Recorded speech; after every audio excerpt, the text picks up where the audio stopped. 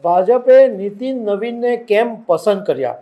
શું એવું એનું ખાસ કારણ છે કે નીતિન નવીન પર પસંદગીનો કળશ ઢોળવામાં આવ્યો? ભારતીય જનતા પાર્ટીના ઇન્ચાર્જ રાષ્ટ્રીય અધ્યક્ષ નીતિન નવીનનું નામ જાહેર થયું અને એમણે 16 તારીખે એમનો કાર્યભાર પણ સંભાળી લીધો. પરંતુ હું તમારી સાથે એ વાત કરીશ કે ભાજપે નીતિન નવીનને કેમ પસંદ કર્યા? શું એવું એનું ખાસ કારણ છે કે નીતિન નવીન પર પસંદગીનો કળશ ઢોળવામાં આવ્યો?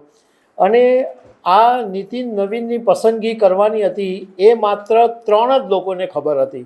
એક પીએમને ખબર હતી, એક અમિત શાહને ખબર હતી અને એક BL સંતોષને ખબર હતી. તો આ બધા વિશે હું તમારી સાથે વાત કરીશ. મારું નામ રાજેશ શાહ છે અને તમે જોઈ રહ્યા છો ગુજરાતના સૌથી મોટા ડિજિટલ ન્યૂઝ પ્લેટફોર્મ ખબરછે.com. ભાજપે ઇન્ચાર્જ રાષ્ટ્રીય અધ્યક્ષ તરીકે બિહારના નીતિન નવીનનું નામ 14 ડિસેમ્બરના દિવસે જાહેર કર્યું અને 16 ડિસેમ્બરે એમણે ઇન્ચાર્જ રાષ્ટ્રીય અધ્યક્ષ તરીકેની જવાબદારી સંભાળી લીધી. હવે શું કામ નીતિન નવીન પર પસંદગીનો કળશ ઢોળવામાં આવ્યો એની તો વાત કરીશ, પરંતુ એ પહેલાં આખી નીતિન નવીનનું નામ કેવી રીતના જાહેર થયું એ બી તમને થોડી વાત જણાવું. તો એવું જાણવા મળ્યું છે કે 12 ડિસેમ્બરના દિવસે પ્રધાનમંત્રી નરેન્દ્ર મોદીએ 2 કલાકની શોર્ટ નોટિસની અંદર પાર્લિયામેન્ટરી મેમ્બરોની એક બેઠક બોલાવી ઓનલાઈન, અને એની અંદર જે સબ્જેક્ટ રાખવામાં આવેલો હતો એ વિષય એ હતો કે રાષ્ટ્રીય અધ્યક્ષ કેવો હોવો જોઈએ. અને એની અંદર બહુ જ સ્પષ્ટ કહી દેવામાં આવેલું હતું દરેક સભ્યોને કે અમને તમારા તરફથી નામ નથી જોઈતું કે આ રાષ્ટ્રીય અધ્યક્ષ બની શકે છે, તે બની શકે છે, એ નથી જોઈતું. રાષ્ટ્રીય અધ્યક્ષ કેવો હોવો જોઈએ એની ખાલી વાત કરવાની છે. તો જે એમાંથી સાર નીકળ્યો એમાંથી મોટે ભાગના લોકોએ એવું કીધું કે યુવા ચહેરો હોવો જોઈએ, સંગઠન અને પાર્ટીમાં તાલમેલ મળે એવો હોવો જોઈએ, કોઈ વિવાદમાં નહીં હોય એવો હોવો જોઈએ, સંઘ અને પાર્ટી બંનેના બેકગ્રાઉન્ડમાંથી હોવો જોઈએ, અથવા સંઘ અથવા ભાજપમાંથી એના બેકગ્રાઉન્ડમાંથી હોવો જોઈએ, અને હિન્દી ભાષી હોવો જોઈએ. આટલો જે સાર હતો એ PM મોદીની ઓનલાઈન ચર્ચામાંથી નીકળ્યો.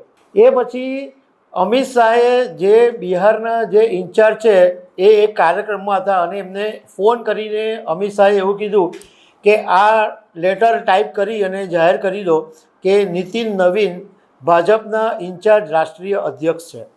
ઇન્ચાર્જ કેમ બનાવવામાં આવ્યા એ પણ એક એ છે કે ભારતીય જનતા પાર્ટી એવું માને છે કે પહેલી વખત આમ સંગઠનમાં ભલે કામ કર્યું હોય, પરંતુ રાષ્ટ્રીય અધ્યક્ષ પદની જ્યારે જવાબદારી સંભાળવાની હોય તો એમને પહેલાં ટ્રેનિંગ જરૂરી છે. એટલે થોડો સમય એમને બધી ટ્રેનિંગ આપવામાં આવશે, એમને બધું જે સિસ્ટમથી કામ થાય છે બધું સમજાવવામાં આવશે, અને એ રીતે જો એમાં એ વ્યક્તિ સેટ થઈ જશે તો એને પછી પૂર્ણ સમય માટેના રાષ્ટ્રીય અધ્યક્ષ જાહેર કરી દેવામાં આવશે.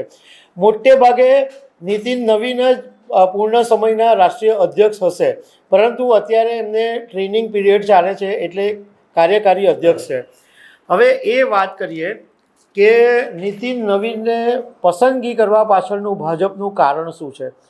તો જો તમે અત્યાર સુધીમાં ભારતીય જનતા પાર્ટીનો ટ્રેન્ડ જુઓ તો જેટલા પણ ભાજપના રાષ્ટ્રીય અધ્યક્ષ આવ્યા છે એમની એવરેજ ઉંમર હતી 50થી 60 વર્ષના વચ્ચેની. એટલે આમ મોટે ભાગના યુવાન ઉમેદવારોને જ પસંદ કરે છે. પણ હવે આ નીતિન નવીન 45 વર્ષના છે, એટલે ભાજપને એવું લાગે છે કે હવે યુવા ઉપર ફોકસ કરવાનું છે, તો એક યુવાન રાષ્ટ્રીય અધ્યક્ષ હોવો જોઈએ. હવે આપણે અટલ બિહારી વાજપેયી હતા, એમની 1980માં નિમણૂક થઈ ત્યારે એમની ઉંમર જ્યારે અધ્યક્ષ બન્યા ત્યારે 55 વર્ષની હતી. LK અડવાણી 1986માં રાષ્ટ્રીય અધ્યક્ષ બન્યા ત્યારે એમની ઉંમર 58 વર્ષની હતી. અમિત શાહ 2014માં ભાજપના રાષ્ટ્રીય અધ્યક્ષ બન્યા ત્યારે 49 યર્સ એમની ઉંમર હતી. અને એ વખતે એવું કહેવાતું હતું કે અમિત શાહ ભાજપના સૌથી યુવા રાષ્ટ્રીય અધ્યક્ષ હતા. JP નડ્ડા 2020માં ભાજપના રાષ્ટ્રીય અધ્યક્ષ બન્યા ત્યારે એમની ઉંમર 59 યર્સની હતી. નીતિન ગડકરી 2009માં બન્યા ત્યારે એમની ઉંમર 54 વર્ષની હતી અને રાજનાથ જ્યારે 2005માં ભાજપના રાષ્ટ્રીય અધ્યક્ષ બન્યા ત્યારે એમની ઉંમર 54 વર્ષ હતી.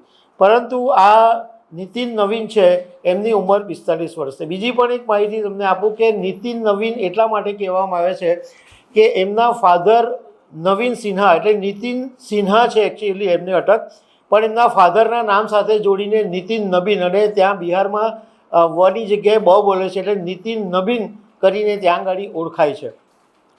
હવે આ નીતિન નબીનના જે ફાધર હતા એ ભાજપના બિહારની અંદર બહુ જ પ્રસિદ્ધ નેતા હતા અને જેપીની મુવમેન્ટમાં પણ તેમણે હાજર હતા અને તેઓ પોતે પણ 5 વખત MLA રહી ચૂક્યા હતા. અને જ્યારે એમનું અવસાન થયું 2006માં ત્યારે એમની જગ્યાએ આ નીતિન નબીનને ભાજપે ટિકિટ આપી અને ચૂંટણી જીતી ગયા અને એ પછી નીતિન નબીન પણ 5 વખત MLA રહ્યા અને હમણાં જ્યારે બિહાર વિધાનસભાની ચૂંટણી થઈ એમાં જીત્યા પછી ત્રીજી વખત કેબિનેટ મંત્રી બિહારમાં પણ બન્યા. એટલે એમના ફાધરના નામ ઉપરથી નીતિન નબીન અને એમની અટક નીતિન સિન્હા છે. હવે બીજું કારણ છે કે એમને બનાવવા પાછળનું કારણ એ છે કે હવે પછીની જે વિધાનસભાની ચૂંટણીઓ આવે છે ઉત્તર પ્રદેશ, પશ્ચિમ બંગાળ, ગુજરાત, તો નીતિન નવીન પોતે કાયસ્થ જાતિમાંથી આવે છે અને ઉપલા વર્ગ અને ઇકોનોમિકલી બેકવર્ડ ક્લાસ એટલે EBC છે મતદારો એને આકર્ષવામાં નીતિન નવીન મદદ કરી શકે એમ છે. બીજું એક કારણ એ છે કે પ્રધાનમંત્રી નરેન્દ્ર મોદીના એકદમ ખાસ માણસ છે. બિહારની અંદર 2009ની અંદર એક એવી ઘટના બનેલી ત્યારથી એના પરથી ખબર પડે છે કે આ નીતિન નવીન છે એનો સંબંધ પ્રધાનમંત્રી નરેન્દ્ર મોદી સાથે કેટલો જૂનો છે. 2009ની અંદર બિહારની અંદર ફ્લડ આવેલું અને કેન્દ્ર સરકારે મદદ કરેલી, તો પ્રધાનમંત્રી નરેન્દ્ર મોદી અને નીતિશ કુમાર બે જણા હાથ મિલાવતા હોય એટલે આમ હાથથી જકડી રાખ્યું હોય એવું એક પોસ્ટર આ નીતિન નવીને ત્યાં બિહારમાં મૂકેલું અને એની બહુ જ ચર્ચા થયેલી અને એ વાતથી નીતિશ કુમાર નારાજ બી થયા હતા. કહેવાનો મતલબ એમ છે કે પ્રધાનમંત્રી નરેન્દ્ર મોદીની સાથે બહુ જ એકદમ ક્લોઝ છે, એ બહુ જૂના છે. અને પ્રધાનમંત્રી નરેન્દ્ર મોદીની ખાસિયત છે કે ઇવન ગુજરાતમાં પણ જ્યારે મુખ્યમંત્રી હતા તો એમનો જે પ્રદેશ પ્રમુખ હોય એ એમનો જ માણસ હોય એવું જ મોટે ભાગે બનતું આવ્યું છે. બીજું એમના માટે એ છે કે નીતિન નવીન એકદમ લો પ્રોફાઇલ વ્યક્તિ છે, બહુ બીજાની જેમ લવારા કરતા નથી અને ગ્રાઉન્ડ લેવલે કામ કરનારા માણસ છે. એમની પોતાની તાકાતથી એમને ભાજપના સંગઠન વગર ભાજપના નામ વગર બી પોતાના નામથી પોતાનો આખો જે ગઢ છે એ સાચવી રાખવાની એમની તાકાત છે. એટલું બધું લોકોની સાથે એમનો સંપર્ક છે. બીજું એમને સંગઠનની અંદર કામ કરી ચૂક્યા છે, ભાજપ સંગઠનનો એમને ખાસો એવો અનુભવ છે. અને બીજું કે નીતિન નબીને કેન્દ્રીય હાઈકમાન્ડને એ ઘણી વખત સાબિતી આપી છે કે તેઓ પાવરફુલ છે. જ્યારે ઉત્તરાખંડની અંદર એમને પ્રભારી બનાવવામાં આવ્યા તો ત્યાં એમણે સારું કામ કર્યું. દિલ્હી વિધાનસભાની ચૂંટણીમાં પણ નીતિન નવીને બહુ જ સારું કામ કર્યું અને સિક્કિમમાં પણ એમને પ્રભારી બનાવવામાં આવેલા તો સિક્કિમમાં પણ એમણે સારું એવું કામ કર્યું. એટલે આ બધા કારણો જોતાં આ ભાજપે નીતિન નવીનને કાર્યકારી અધ્યક્ષ બનાવ્યા છે. તો દર્શક મિત્રો, આવી અનેક વાતો સાથે અમે તમને મળતા રહીશું. Thank you very much.